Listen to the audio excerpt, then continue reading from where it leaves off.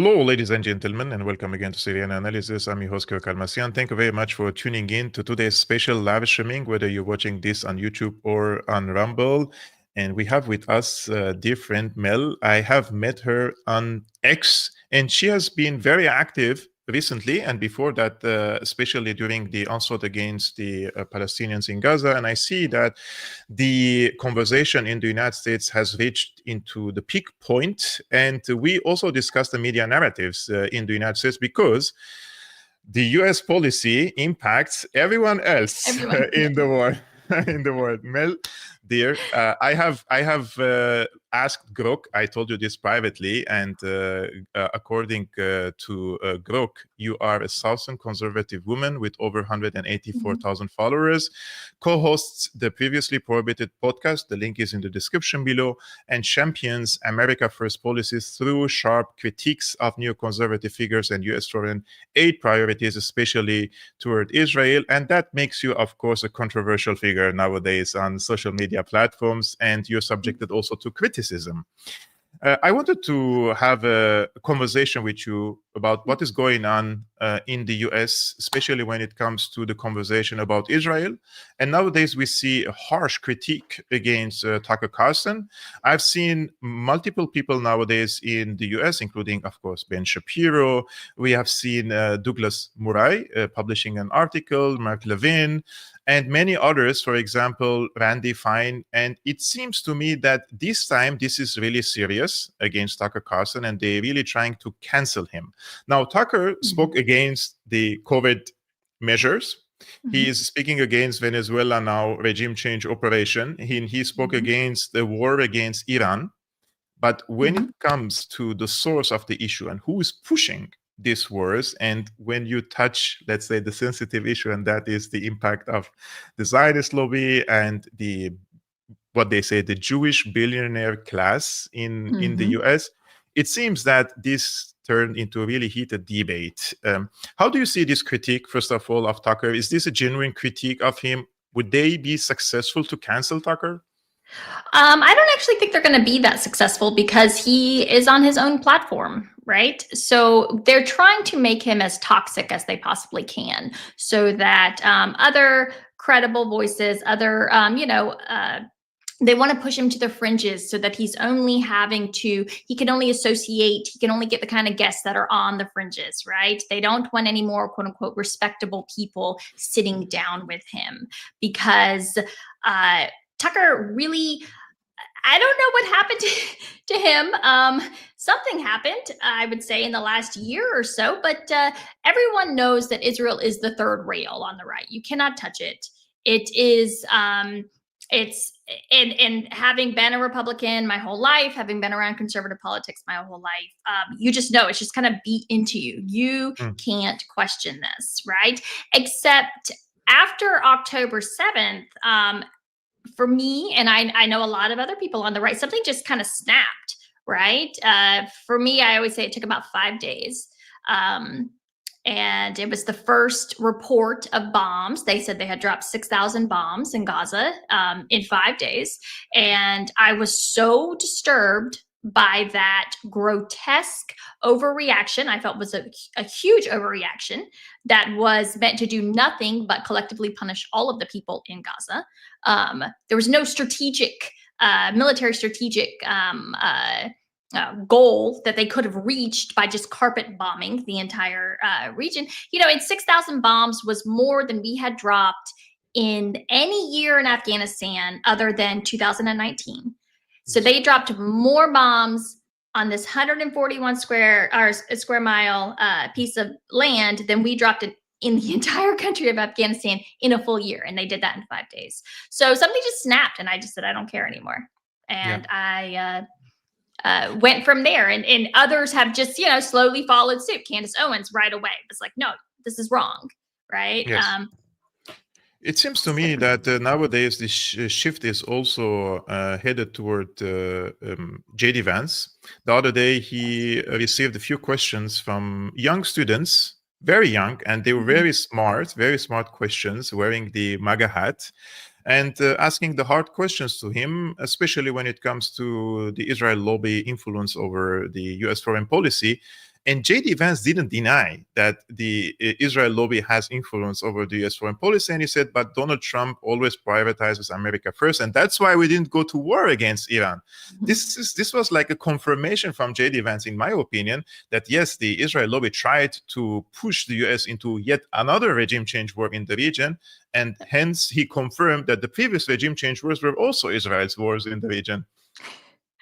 Yes, so JD Vance has been on their in their crosshairs really since March, since that WhatsApp leak. I don't know if you remember that, where Jeff Goldberg of the Atlantic, I believe, yeah, it's the Atlantic, got into the WhatsApp chat. He was added to it by Mike Waltz, and JD Vance was the one who was in the chat, kind of saying, why are we bombing the Houthis? We don't have any trade that actually goes through. It's escaping me, the strait that Straight up from the Red Sea. The Red Sea, right? So, you know, it's like I believe it's like 2% of U.S. trade goes through there, and it's easily routed around. So, he's really been in their crosshairs ever since.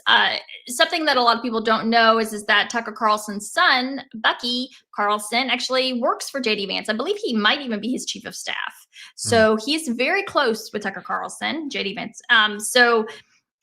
But really, taking down Tucker is also about taking down J.D.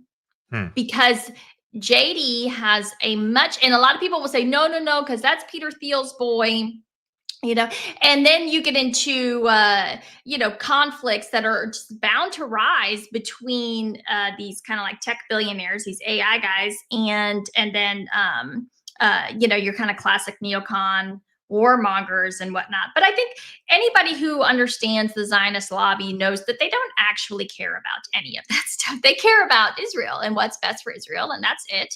And it's clear that JD Vance's priorities are not going to align with theirs, right? Yes. I'm guessing a lot of stuff happened behind the scenes as well that, of course, they're privy to and we're not. But we've been seeing it for quite some time, this kind of ramping up of just hostility towards JD Vance. And what you're seeing now, Tucker, is a conduit to get at JD because they want Marco. Marco is their boy. Yes. And yeah. You know, I don't have evidence to say this person is paid by the Zionist lobby or that person is a paid influencer on X. But we, as people present on X, we can notice patterns and we can notice scripted wordings of posts. So, because once you see one post, then the X algorithm starts pushing similar posts to you. And you see that it's the same post with different wording of people, an army of people, influential people, experts, journalists, anti-terrorism experts, etc.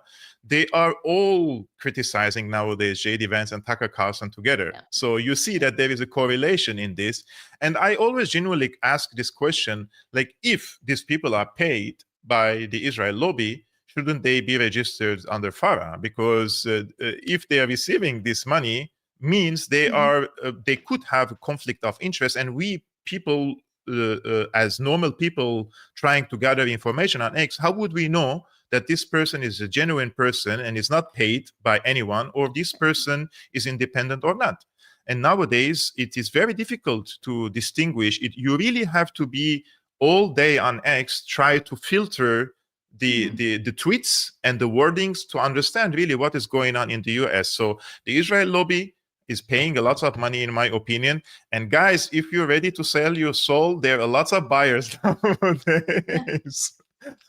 And if you're good at posting, you can make a lot of money. There's a lot of money to be had. There's no money to be had on the other side. They always like accuse us of like, you know, working for Qatar or whatnot. Like the Qataris don't pay anything. Okay, I can tell you that. Candace Owens was joking over the weekend. If Qatar wants to pay me $7,000 to say what I already say, I will sign that contract. And I want to go on the record that I will as well. If you want to pay me to hate on Israel, it would be wonderful. It'd be my dream job, right? But for right now, it's all I free. think the Qatar issue is a little bit funny for me because they usually accuse me of lots of things, but the one thing they cannot accuse me of is getting paid by Qatar, because I'm the one who was leading the criticism against Qatar's foreign Yeah, policy in the Middle East. And now I yeah. criticize also Israel's intervention in the Middle East, because I Mhm. know for sure my country, Syria, I was born and Mhm. raised in Syria as a Christian of Armenian descent. And I know for sure that my country was destroyed by a CIA-led regime change operation, not to pursue American interests, but to pursue the Israeli interests in our country. And the proof of it is now that we don't have a democracy in Syria. Syria is led by Jolani, who was the deputy leader of ISIS and the founder of Al-Qaeda in Syria. But the only thing he presented is, I'm ready for peace with Israel. I can open relationship with Israel. I can normalize ties with Israel. And now he's a smart, he is a handsome man. He has a tough past, according Mhm. to Donald Trump himself. It's really mind-boggling, really. And I truly and genuinely, I don't come from a position of hate. Like, why would I hate Right. someone that I don't know in any ways? But these people impacting my livelihood. I have become a refugee. My parents became Yep. refugees several times. Our livelihood has been destroyed. So how is it possible not to hate the politics? So in this case, I genuinely ask this question to you because you also follow me on X. I'm accused of hating on America, like the entire American nation, right? What Mhm. I do is I truly hope that one day there would be a serious reform in the US by the people, by the American people, a great awakening, so that you guys also live in prosperity, Yeah. because all these trillions were spent elsewhere, Mhm. and we live in peace in our homes. We don't want to Yeah. become refugees, right? Nobody wants to leave his home and go a Right. few thousand kilometers away if he has a home and a place and a mother and a father, and everybody Yeah. likes his home. Nobody wants to leave. Right. Right. It's so frustrating. It's very hard for me to tell you how much brainwashing goes on. And that's not to like say that, oh, the American people aren't responsible. We are responsible for our government and the terrible things that they have done. We absolutely are. But what I wish that people it's funny, I was actually just watching this documentary earlier today. Someone recommended it to me and I just pulled it up, and it's called Till Kingdom Come, and it was about Christian Zionism, right? And the amount of brainwashing that goes into the American populace is it's almost kind of breathtaking when you really step back, when you break out of it and then you step back and you watch the way that we are told just constantly. There is, number one, it is a paranoia that's kind of infused into the American psyche almost since birth, that everybody hates us and they're all jealous of us because of our freedoms, right? To some extent, right? The entire Middle East just, they hate us. Muslims hate us. This is what is just taught to people, right? And it's very, yeah. And there are liberal areas where they don't. I'm really thinking about like Southern conservative areas. It's this idea that like, okay, Muslims hate us, the Middle East hates us, and they will kill us if we don't kill them, kind of thing, right? They will attack us. And they don't know anything about US meddling, and they don't. But see, something started to happen, and I'd say right about 2010, 2012. Really what started to happen is a lot of guys who had joined the military for the Iraq war got out and Yeah. they went home, and they were on college campuses, and they had, their families and whatnot saw that their sons had come home different, and they had come home broken in a way, a lot of them, unfortunately. But it was really all for, what is this for? What did we actually get out of any of this, right? Yes. So that starts 2012. And by the time Trump comes along, 2016, they're really ramping up, right? They really want to go into Syria. Okay. Yeah. Iraq is already, and Trump said no. He didn't want to. The only reason that I voted for Donald Trump the first time, because I wasn't really a fan of a lot of his rhetoric and whatnot. I am pretty conservative. A lot of his things, it just really turned me off. But he said no more wars. And he said, he pointed at Hillary and said, if she's elected, you're going to be in Syria the following week. And that was 100% true. Right. Yeah, she started with Obama, the regime change operation in Syria, and this was Operation Timber Sycamore. And I mentioned this because in 2012, the American Defense Intelligence Agency submitted a report to Obama telling him that the driving force behind the insurgency in Syria are the Al-Qaeda in Iraq, the Salafists, the jihadists, the Muslim Brotherhood. And despite that, Obama put his signature on Operation Timber Sycamore, and Hillary Clinton was pushing for it, especially because this was the extension of the Libyan war. They sent all the weapons that they dumped in Libya into the Syrian scene, and they called it a revolution. And when you push against it, you are a conspiracy theorist, you're a far-right fascist, and this is my Wikipedia, of course, I told you also privately. And it's hilarious, like when you try to push against the destruction of a nation, civilization, people's livelihood, you become the radical.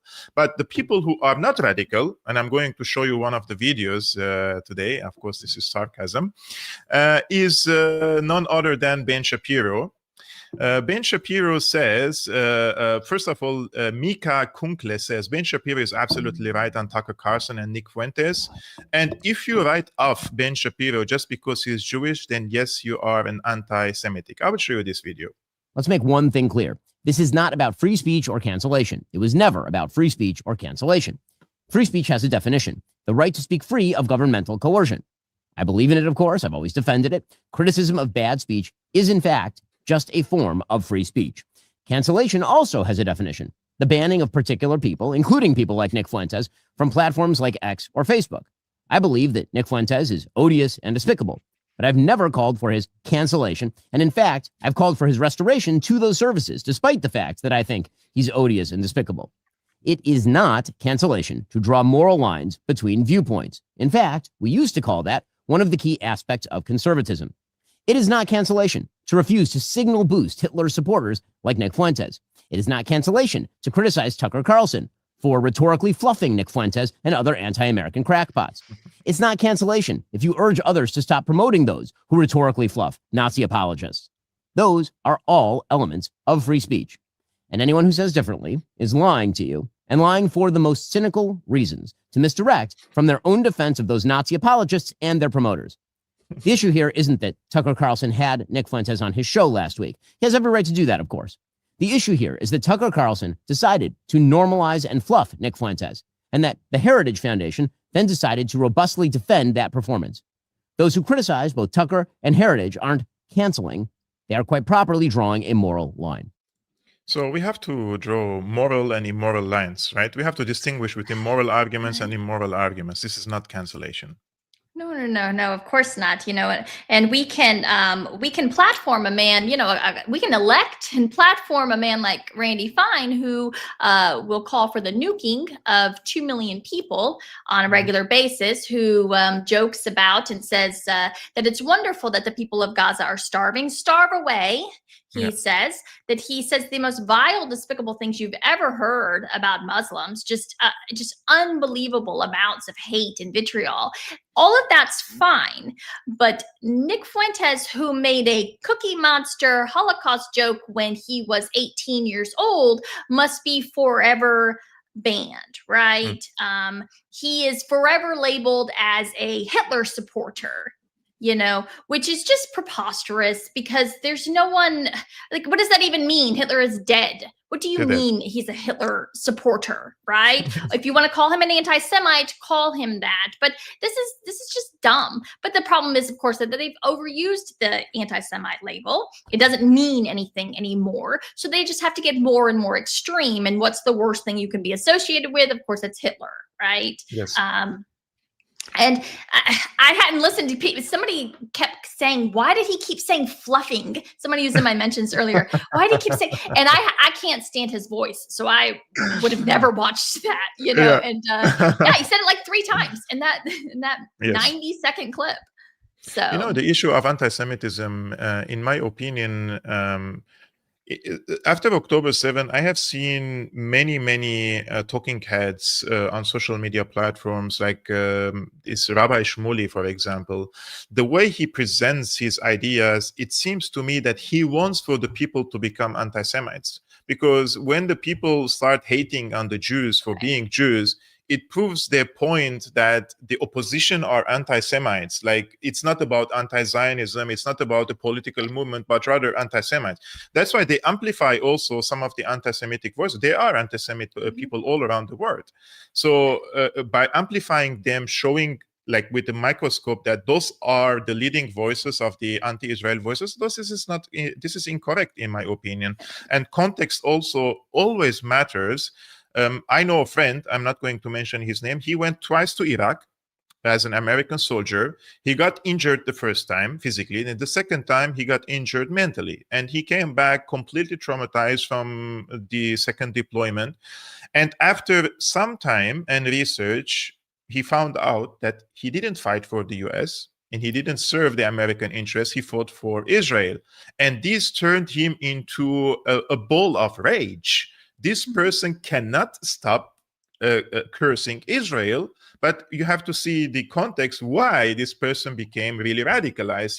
He got injured and went and fought wars, and nobody's taking care of him now when he returned to the US. Right. Yeah.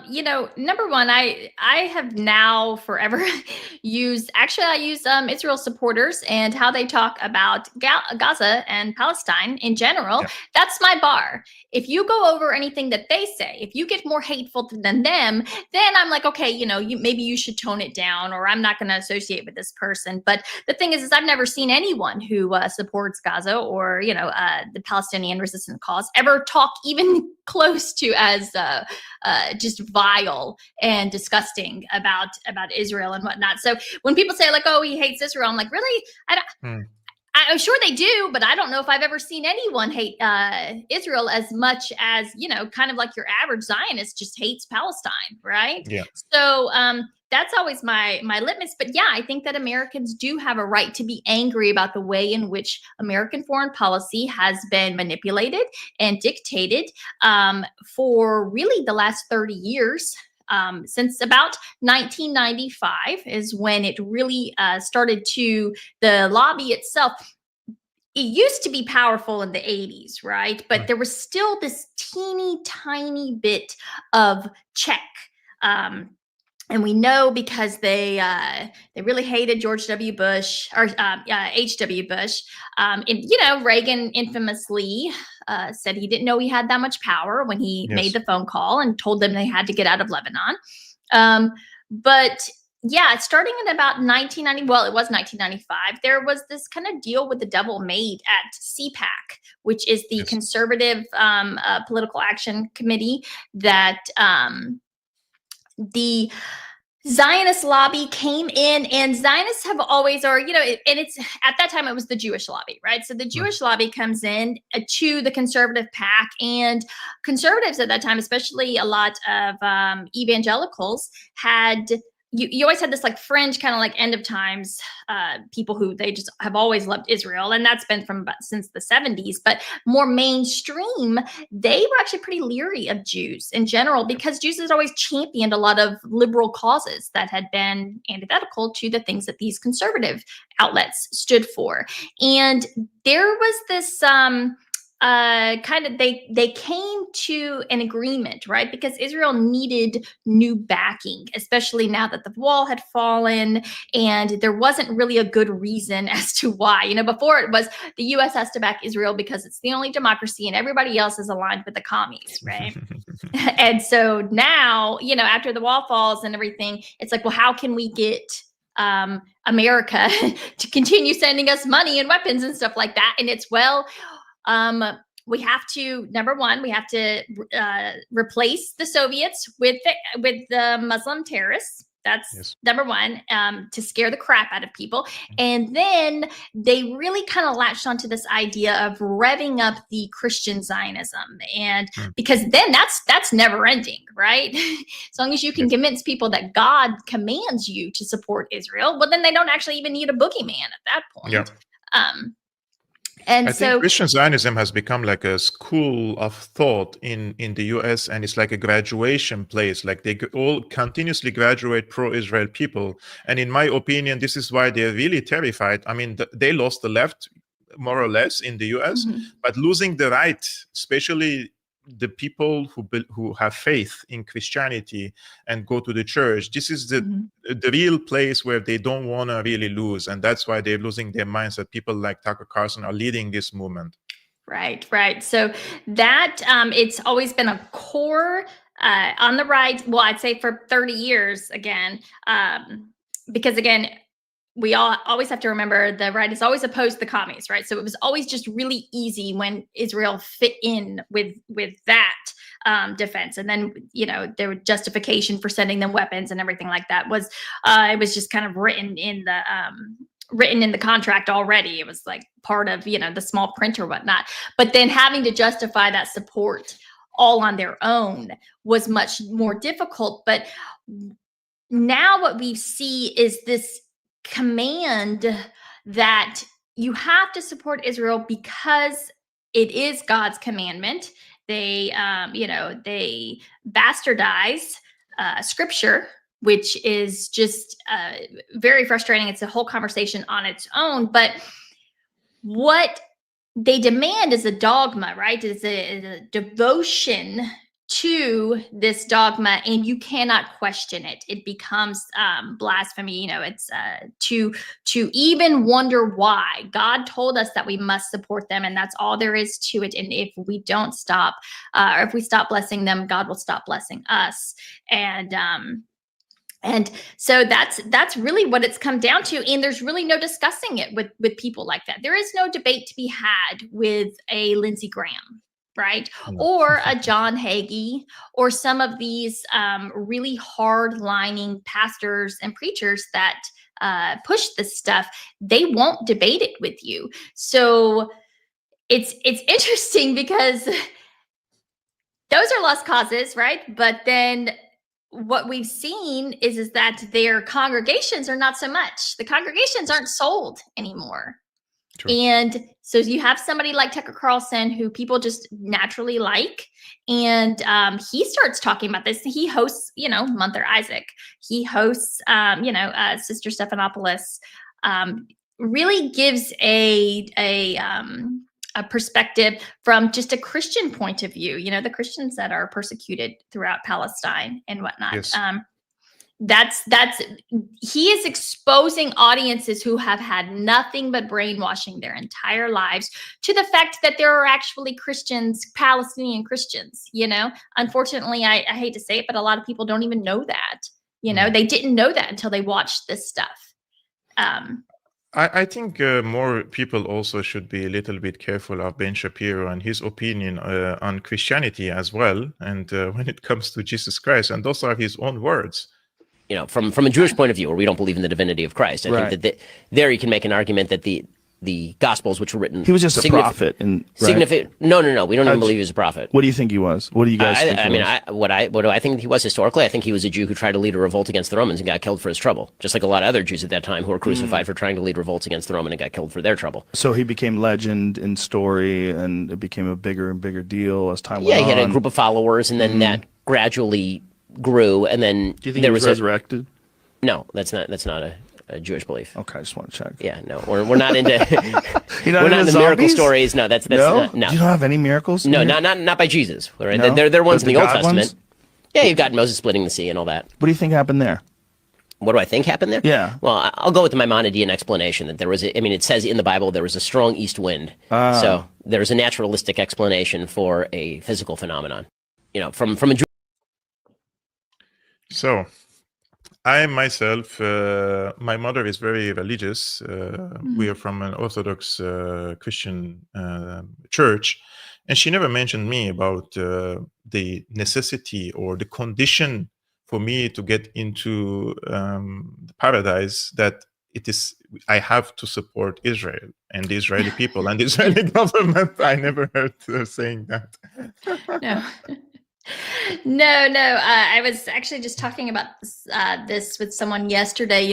They love to they love to really fillet Nick Fuentes over Holocaust denial. Right. That's what they always say.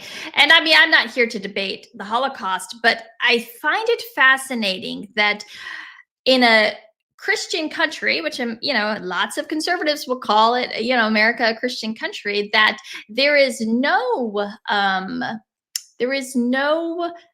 consequence for denying the divinity of Christ, denying the miracle of the resurrection. But if you deny the Holocaust, you are actually you become a pariah, right? Yeah, we have to create our own nation and penalize that.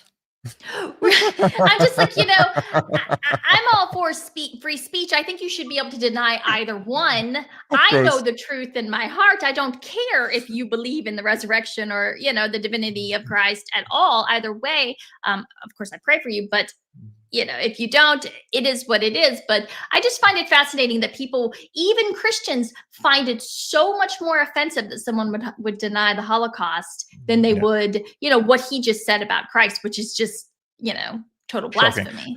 I mean, my grandparents, 110 years ago, they escaped the Armenian genocide. They used to live in the Ottoman Empire, and they flee for their lives, and they went to Syria, now modern-day Syria, and that's why I was born there.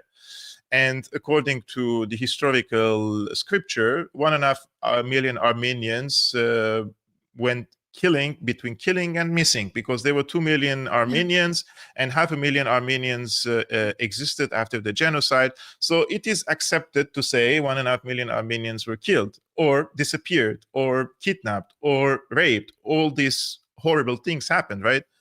And when somebody comes and tells me Armenian genocide never happened, or says only 300,000 people were killed, okay, I don't get triggered about that, because in my opinion, even if you kill one person with the intent of committing a genocide, that's a genocide. The genocide definition is quite clear. It's the intention to destroy a nation in part or in whole, or a people based on their ethnicity or religion.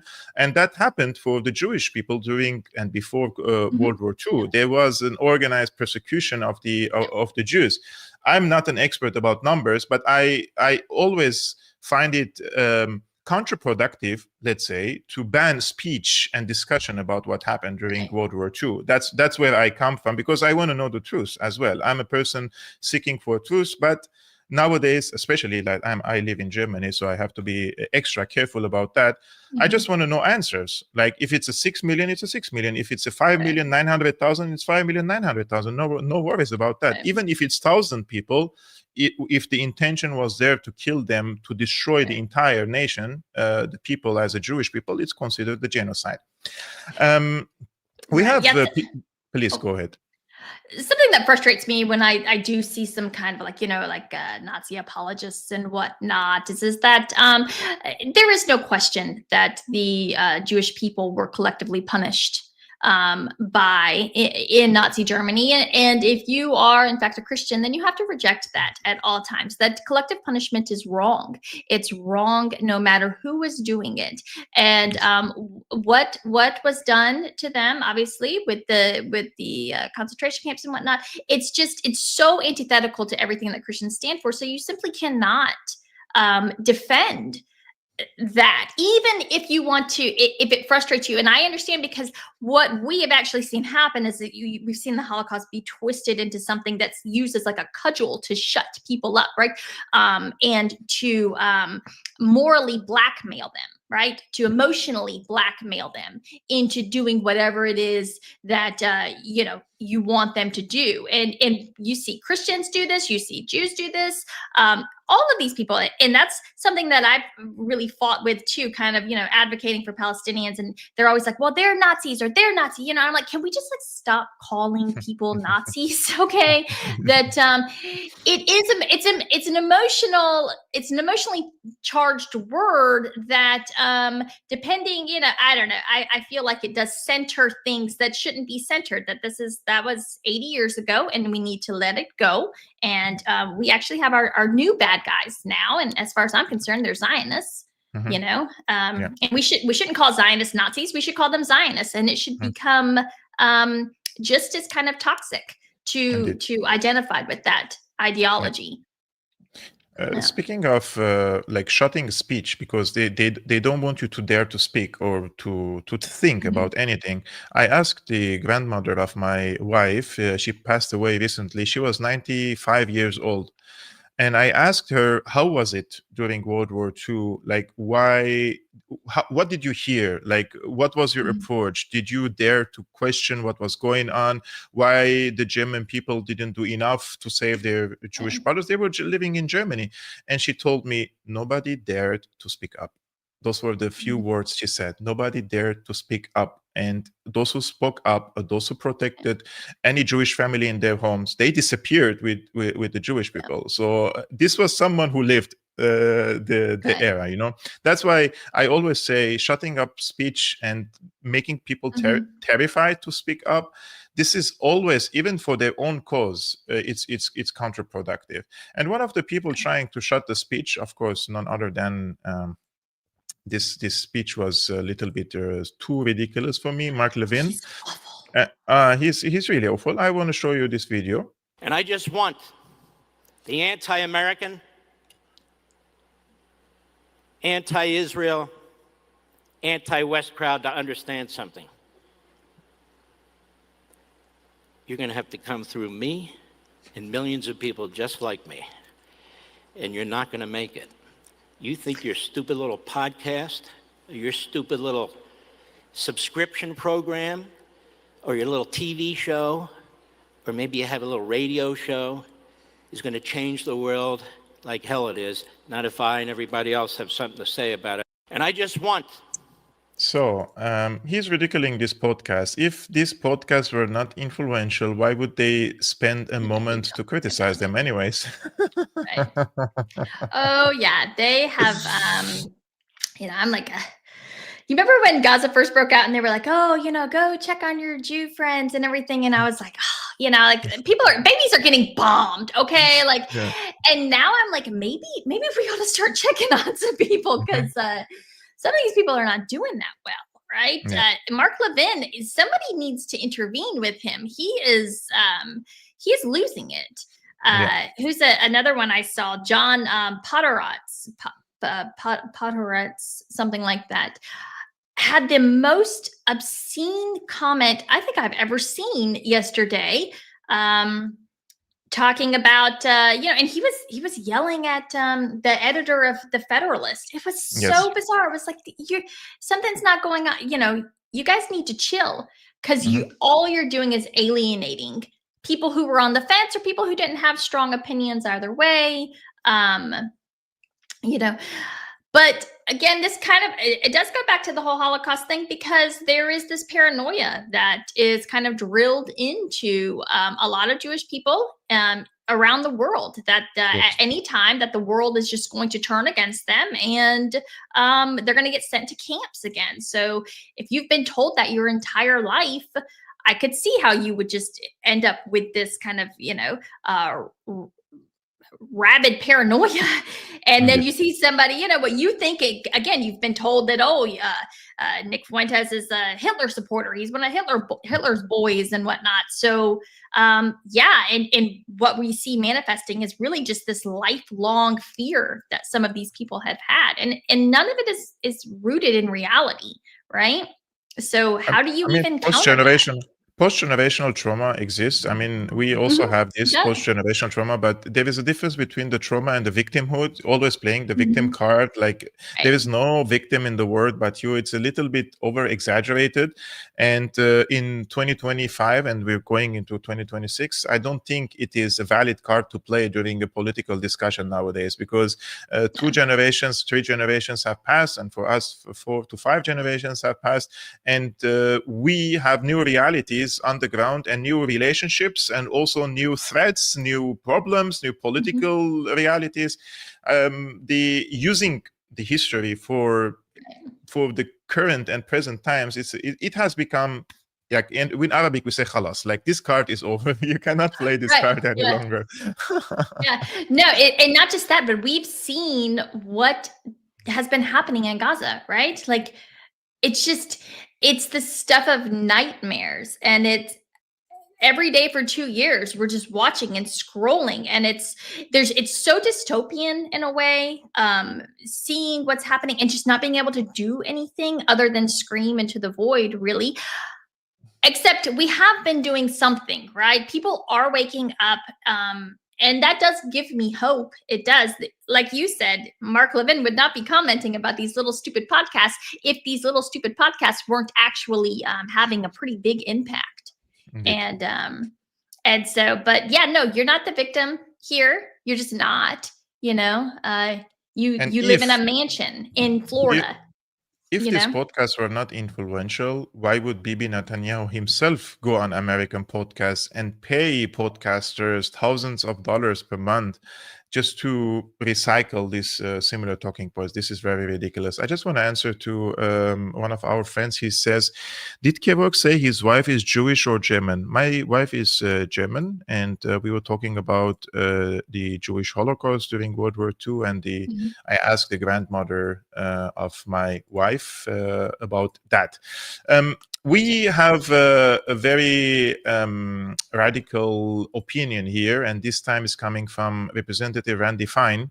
He's accusing Tucker Carlson of being the most dangerous anti-Semite in America. But I'm here for the kids down here, because it's easy to talk about anti-Semitism on the left. I want to talk about the dark force rising on our side. Multiple speakers have talked about the rise of anti-Semitism on the right. But it is not enough to speak in platitudes or generalities about the fight. We must call evil by its name.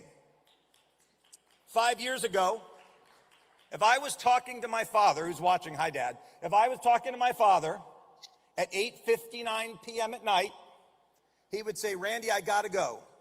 Tucker Carlson's gonna be on. Mm-hmm. But make no mistake, today, Tucker Carlson is the most dangerous anti-Semite in America. This is truly troubling because, in my humble opinion, when you call someone the most dangerous anti-Semite, you are also encouraging indirectly violence against him. Yep. This is truly how the press works. This is how character assassination starts, and this is how you are paving the way for somebody's liquidation online and then physically. This is dangerous talk. It is. It's despicable. He should have been booed off of that stage, especially considering what just happened to Charlie Kirk, the public execution that was levied out, that these people act as if it just didn't happen, which certainly fuels some speculation about certain things regarding that case. But no, I find it really kind of...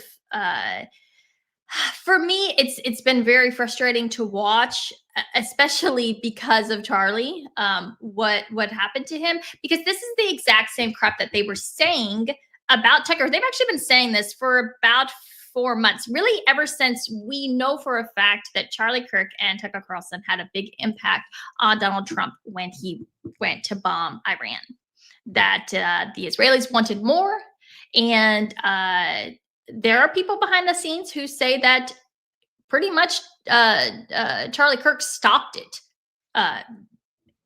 over everybody else. Charlie was vehemently, he was at the White House, calling, talking, and of course he used his giant microphone, right, to oppose it. And ever since then, they really hated him after that. Then he, of course, he gave Tucker his platform and whatnot. So just for him to come out and say something like that, especially when, again, this is a man that calls for...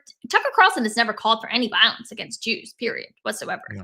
None he whatsoever. Didn't even say Jews. He didn't even No, mention. he doesn't say anything like that. He doesn't even say Zionists, He says that he complains about the lobby and whatnot.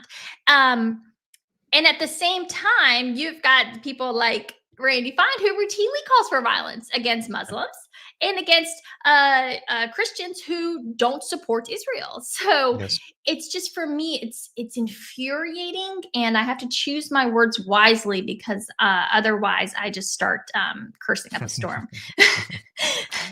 I mean, you mentioned one of these figures. I don't know what's the issue behind this. Maybe you could clarify us. Josh Hammer, and he's calling for liquidation, or what is the Right. word Yep. he used for Tucker Carlson? Where Neutralize. did he neutralize? Okay. Neutralize. So where did he Yeah. use that word? Like, was it a speech? Was it an article? No, he actually said, I can pull it up real quick, because it was very, Is this in let's the see. as an article he published in the Daily Mail? Yes, it was. Okay. Okay, this is the article Here it then. is. I have the article. Yeah. At the, okay, you've got At the so bottom at of the the at the article. bottom, yep, at the bottom, go up just a little bit. Oh, so if this looks like a war on MAGA and the modern America, right? That's because it's exactly what it is. Carlson and his clan have declared their jihad not on the woke forces of civilization arson on the addle-brained left, but on the forces of civilization sanity on the MAGA right. They hope to burn down MAGA and build a new neo-pagan, anti-Western, anti-biblical movement in its stead. The fox is now comfortably ensconced in the henhouse, and unless the fox is neutralized, the victim could be the entire excellent GOP coalition. I mean, neutralized have different meanings, but one of which is definitely murder. Yeah, no. That's exactly what he did. He was doing there. He knew exactly what he was saying. I sent that article to two different people that I know that I call them my normies. It's like my normie check, to see how did you view this? Both came back and were appalled, absolutely appalled. They could not believe that he had used that language. He knew what he was doing, and he did it. And then of course, and my big grief with this was, I said, these are the people who say that anyone who says from the river to the sea, Palestine will be free. They say that's a call to genocide, right? That means you want to kill all the Jews, right? But then when a man says Tucker Carlson needs to be neutralized, they're like, why are you taking this literal, right? Why do you think that that's, that that's not what he meant, right? He was just metaphorical. It's so rich, right? It's so, the hypocrisy and the double standards are so, at the time, sometimes just suffocating. Yes. And he published the definition of neutralized, by the way, on his account. And then he cut off half of it. He cut the third definition, and that is the saying is a euphemistic way of saying kill or destroy. That's the part that he took out. He just cropped the photo of the definition of neutralize. Very honest of him. Do you think that this debate will lead into a positive outcome, or during our lifetime? At least, because we, the people of the world, are watching the United States more than American people are watching their own affairs. Yeah, unfortunately, it's it's so frustrating for me. Like I was watching this documentary earlier, and it's set in Appalachia, which I'm in North Carolina, which is kind of at the very tail end of Appalachia. I've been through Appalachia so many times. I love West Virginia, Kentucky, all of it. It's so beautiful, but we have huge segments of our country that are just falling. The infrastructure is just crumbling. The roads, the bridges, there's, the schools. Even when on the day that we went and bombed the Houthis last year, my daughter, she went to this, she goes to a private school now, but she actually went to this, it was a public school, but it was like a gifted school, right? And in our county, and they put the gifted kids in this like dilapidated 110-year-old school building, right? And it's kind of like, it's like the quote unquote jewel. But at the same time, and it's a cool school building. I will give them that. It's really cool. But It needs new windows. The roof has giant holes in it. We've got like at one point the entire stairwell like started to fall apart, and so the kids all had to be drafted through the other side of the school for like months and months. There are so many things that we could invest in our own country instead of and actually have something to show for all of the money spent. That's another thing. They'll say, well, this it's really demonic and it's very frustrating, and I'm sure it just sounds so psychotic to people around the world, and I apologize, but one argument for this, our constant support of Israel is that it creates American jobs, right? Yes. Creates the bomb factories, but for me, that's really the most frustrating of all the arguments, because any money spent in America would create American jobs, right? Yep. And then we'd have something to show for it, right? We'd have a school or bridges or something nice. Instead, we have jobs created, and then we have nothing but really shame and giant holes all over the Middle East and that's it. That's all we have to show for any of the trillions of dollars. I'm not a communist. I don't live in a communist country, and if I wanted to move into a communist country, I would go to probably Cuba or China or whatever. But when I see the footage coming from China, there is a stark difference nowadays in the infrastructure in China, the education system, schools, universities, train stations. It's like mind-boggling. They are spending their money on their own people and improving their livelihood and the GDP, and this could happen in the United States because the US is still the biggest economy in the world. It makes no sense to me. I have American family members, because they, after the genocide, they went to Lebanon, and from Lebanon they moved to LA. And they tell me about the hardships of the economic situation, how they lost their jobs in 2008 economic crisis, and after that they never recovered from it, the inflation and the taxation. So it's hard. It's hard. I'm not saying that, but people could benefit if the people benefited from these wars and something came back into the country.